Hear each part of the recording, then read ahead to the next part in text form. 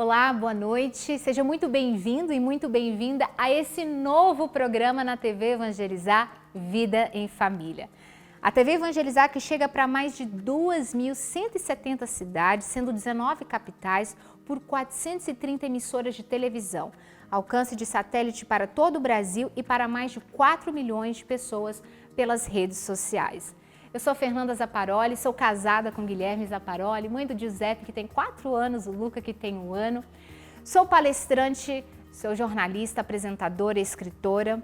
E é uma alegria estar aqui nessa nova jornada, nesse novo ciclo no programa Vida em Família, onde nós vamos falar em cada episódio, em cada tema, assuntos relacionados ao convívio familiar. Muitos problemas são vividos dentro de casa, dentro do lar, e muitas vezes não sabemos onde buscar ajuda, a quem recorrer. Muitas vezes não temos nem referências. O programa quer ser exatamente essa ajuda para você. A minha sala, a minha casa, o meu lar, a minha família quer ajudar você a resolver esses obstáculos, esses problemas, superar tudo isso que você está enfrentando, às vezes sozinho, sozinha, e que é possível solucionar. Por isso, no programa, nós teremos temas voltados à vida matrimonial, casamento, sobre até mesmo como perdoar uma traição.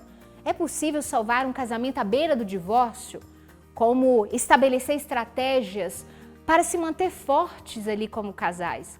Vamos falar também sobre educação de filhos. Como corrigir, qual a maneira correta, né? Qual a importância do desenvolvimento infantil, como fazer com que isso seja saudável. Vamos falar também sobre a fertilidade, sobre aborto, sobre adoção. Vamos falar sobre vida financeira, problemas financeiros, trabalho, a mulher que é executiva, que trabalha, crises na masculinidade. Vamos falar sobre maternidade, paternidade e muito mais. Eu tenho certeza que toda segunda-feira, às 21 horas, você encontrará no Vida em Família a resposta que você está procurando.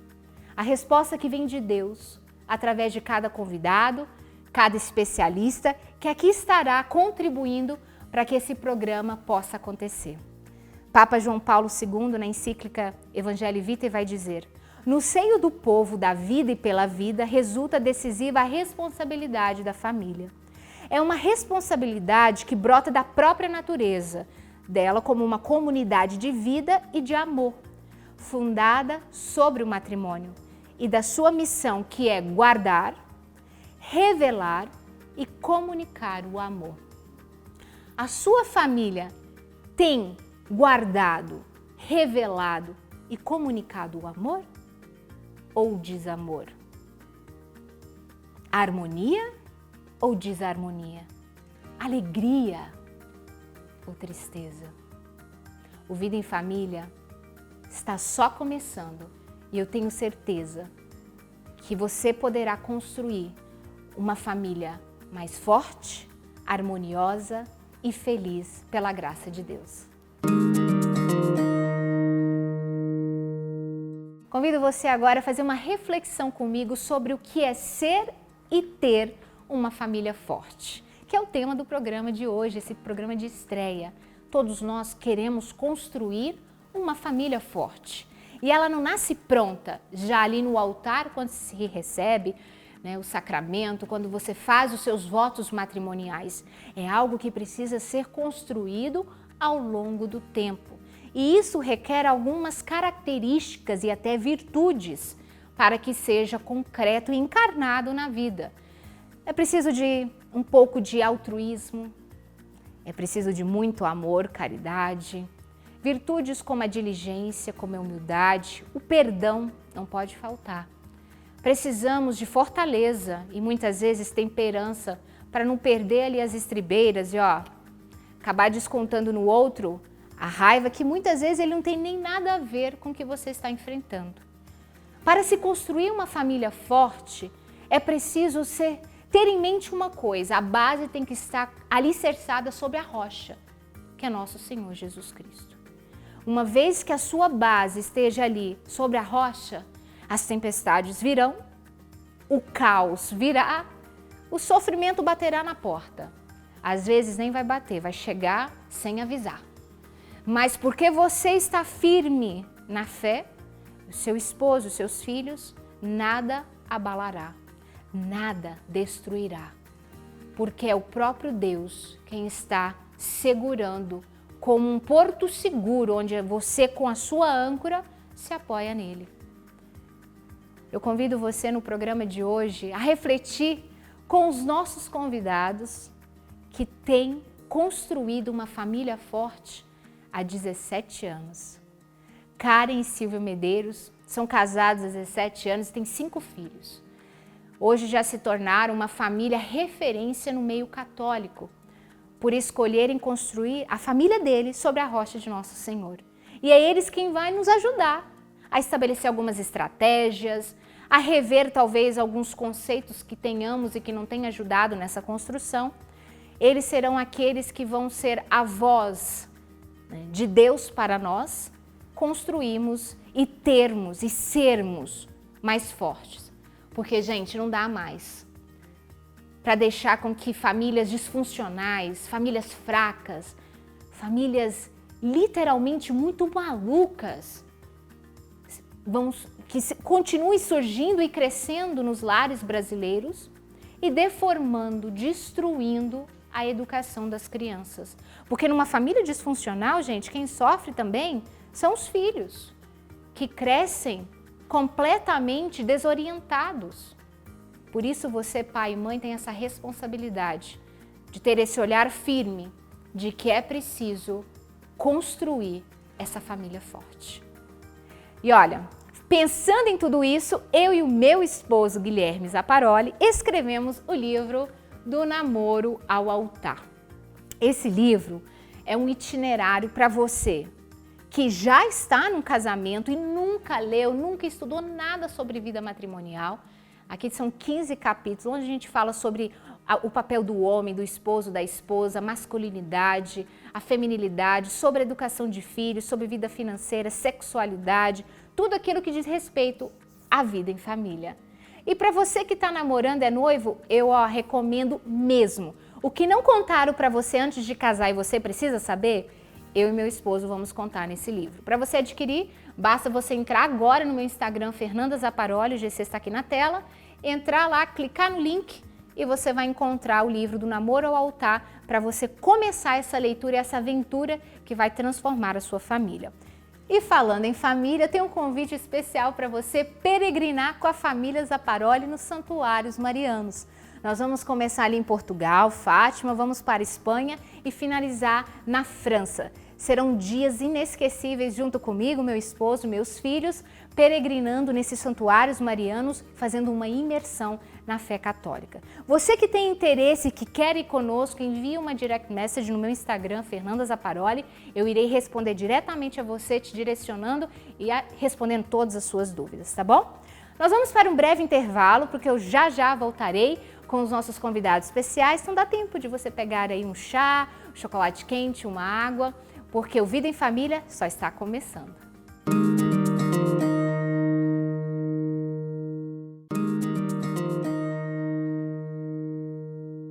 Estamos de volta no Vida em Família e o tema de hoje é como construir uma família forte. Os meus convidados são muito especiais, porque além de ter toda a autoridade e propriedade para falar desse tema, eu também admiro muito o trabalho que eles têm realizado nos bastidores na vida digital no Instagram. Inclusive, eu já convido vocês a seguirem desde já. Os nossos convidados são Karen e Silvio Medeiros. Sejam muito bem-vindos ao Vida em Família. Obrigada, Fernanda. É uma alegria estar aqui. Nós que ficamos muito felizes com o convite. Obrigado, Fernanda. Eu quero dizer para você que nessa primeira pergunta, pai e mãe de 5 filhos vai ter autoridade para responder, então preste atenção. Como construir, né, uma educação saudável, equilibrada, quando se tem, por exemplo, dentro de uma família disfuncional e fraca, essa distorção de papéis, de valores, onde o pai e a mãe não estão exercendo bem o seu papel? Quais são as consequências na vida dessas crianças? Olha, eu acho que a primeira consequência que a gente vê no comportamento das crianças, né, é uma crise até de identidade, né? Quando o pai e a mãe não sabem também o seu lugar dentro da família, é muito difícil que eles liderem pelo exemplo, é muito difícil que eles consigam orientar e direcionar os seus filhos. Então, aí a casa fica um caos, né? O marido não sabe muito bem quais são os seus compromissos, o seu papel com sua esposa, para com seus filhos. E uma família, por menor que ela seja, ela é uma pequena sociedade, né? Uma sociedade miniatura, e ela tem uma complexidade, porque você tem os irmãos que lidam entre si, os filhos que se dão com os pais que se direcionam aos filhos, e todo mundo tem que estar bem harmonizado. Então, às vezes tem muitas famílias, né, que se lançam no desafio de construir uma família baseado muito no sentimentalismo, muitas vezes baseado na intuição. Só que a intuição e o sentimento não é capaz por si só de estruturar bem uma família. E quem são as principais vítimas dessa confusão são as crianças, né? Que têm tudo por aprender e muitas vezes no próprio berço vivem no meio de um caos, totalmente perdidos, né? E também, se a gente for pensar hoje, né, há também um distanciamento das referências das crianças.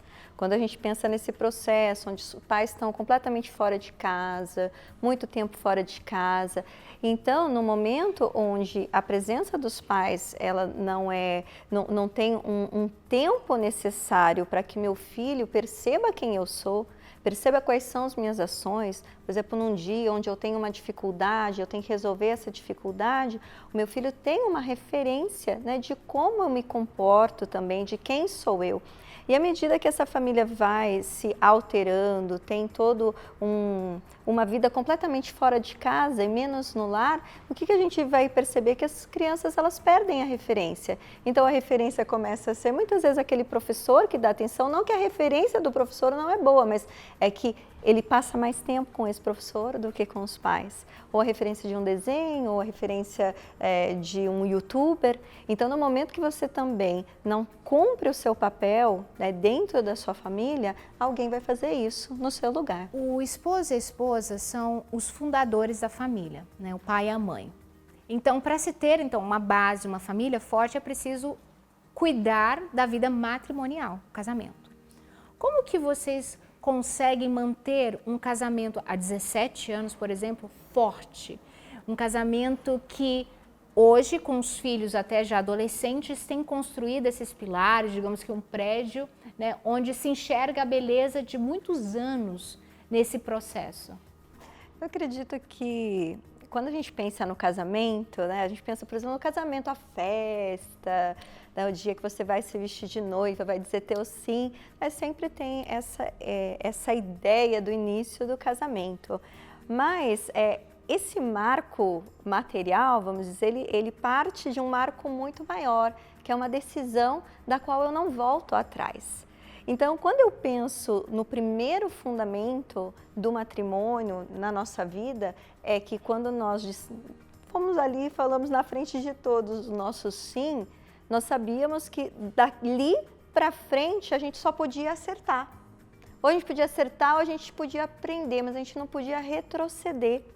Então, o primeiro fundamento é saber por que eu casei. Então, eu casei para formar uma família e casei para fazer dar certo.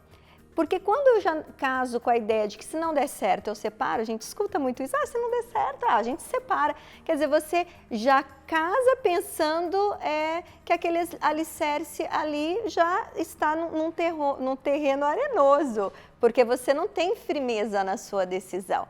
Então, esse é um ponto importante, saber por que você casou, porque quem tem um porquê, né, Silvia, enfrenta qualquer como. E depois, é claro, quando a gente casa e depois com muitos anos de casado, a gente vai passando por muitas fases nesse casamento. Então, claro que tem momentos difíceis, né, momentos, às vezes, de ajustes. Os ajustes sempre vão existir no casamento.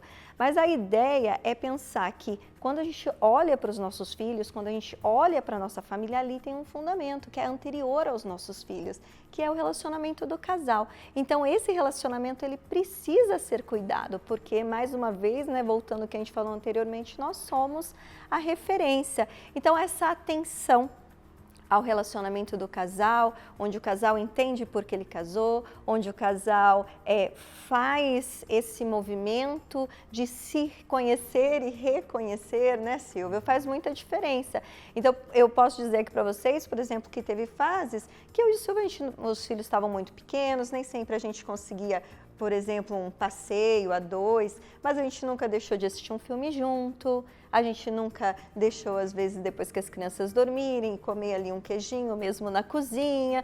Por quê? Porque a gente precisava manter o que é o fundamento, que é o nosso amor, né? Então, o filho é a extensão desse fundamento que somos nós. E isso sempre foi muito claro para nós. E assim, eu acredito muito no casamento assim como uma instituição. Às vezes, quando eu falo isso, pode parecer um pouco romântico, né? Poxa, você está falando de um prédio, de uma estrutura. Não, quando eu falo casamento como uma instituição, eu entendo a instituição como um ambiente orientado para uma finalidade. Então, a sociedade tem uma série de instituições, cada instituição se diferencia uma da outra de acordo com as finalidades. E a finalidade do casamento é você fazer o outro feliz, né? Então, eu entendo que dentro de um casamento, quando eu cumpro o meu papel institucional de fazedor do outro feliz, necessariamente eu preciso colocar meios para que isso aconteça. E esses meios, eles passam por decisões muito práticas, né? Desde a hora que você acorda, a maneira como você se comporta, o tom da sua voz, colocar na agenda momentos para o casal, porque, de novo, a intuição não vai resolver isso, né? Só o sentimento, ao longo dos anos, ele é muito volátil. E um casamento forte, ele também visa o desenvolvimento de filhos fortes. Então, como que eu posso atrelar a construção de filhos fortes apenas no sentimento que muda conforme, né, o humor e a lua? Então, uma coisa que eu e a Karen, em muitos anos a gente fez isso e continua fazendo, é assim, a gente nunca conseguiu, ao longo de 17 anos, ter jantares românticos, só eu e a Karen, porque a gente tem as crianças, a gente mora no Brasil, um país perigoso, eu não posso deixar meus filhos em casa e sair com a Karen, a gente também não tem parentes disponíveis assim, tem uma rede de apoio, né, para ficar com as crianças para a gente sair. Mas o que a gente pode fazer? A gente pode tomar um café, só eu e a Karen, depois do almoço. A gente almoça com as crianças, a gente sai, vai e toma um café, né? Às vezes tem épocas que o café é um cappuccino, tem épocas que o café é longo, tem épocas que o café é mais curto, né? Mas a gente sempre encontra um horário no dia onde só nós dois estamos unidos. E uma coisa que a gente aprendeu muito tempo atrás, logo no começo do casamento, olha, se você quer filhos fortes, estáveis, com caráter e uma boa formação, cuida primeiro do seu relacionamento conjugal, porque isso vem como consequência. Então, eu me lembro muitos e muitos anos, quando eu trabalhava muitas horas fora, longe de casa, uma vez eu escutei esse conselho: olha, Silvio, quando você chegar em casa, por mais que seus filhos venham correndo te beijar e te abraçar, né, você tem que dedicar o seu primeiro beijo, o primeiro abraço para sua esposa. Deixa os seus filhos verem que a prioridade é a sua esposa e vice-versa. E só isso já educa muito, porque aí é muito comum que filhos manipulem, às vezes, pai contra mãe, mãe contra pai, né? E coloque, às vezes, até um contra o outro para conseguir conquistar alguma coisinha. Então, quando os filhos veem que pai e mãe são juntos, uma pedra só, uma unidade, isso gera uma segurança no lar muito grande, né? E uma segurança nos próprios filhos. Nos próprios filhos, que sabem que, poxa, o papai e a mamãe estão juntos e nada vai separá-los, né? É para valer. É para valer. Interessantíssima essa dica que vocês deu. Gente, ó, a partir de hoje, beijinho no esposo, chegou em casa, porque antes de ser esposa, né? Antes de ser mãe, você é esposa. E antes de ser pai, você é esposo, né? Aí que tá também esse segredo da gente ter isso muito claro, porque as crianças, quando são pequenas, o universo se volta para elas, normal. Mas não pode ficar nelas, porque exatamente o casal é o porto seguro e as crianças jogam as âncoras delas em nós, no casamento. Mas se esse porto seguro não está seguro, as crianças também vão ficar, né, inseguras. Então, agora sim, de formas com estratégias, algumas, igual vocês estão fazendo mesmo, técnicas e tudo mais, como construir uma família forte? Eu acredito que antes das técnicas, precisa ficar muito claro, a gente está falando a terceira vez isso, de que construir uma família forte não é algo intuitivo. Então, é algo que depende de mim. Muitas vezes a gente casa e pensa, vamos ver o que vai dar. E aí você acaba tentando manter a sua família em bases muito voláteis. Então, na prática, começa nesses pequenos detalhes do dia a dia, no modo de falar, na gentileza, nesse cuidado com o casamento, na rotina.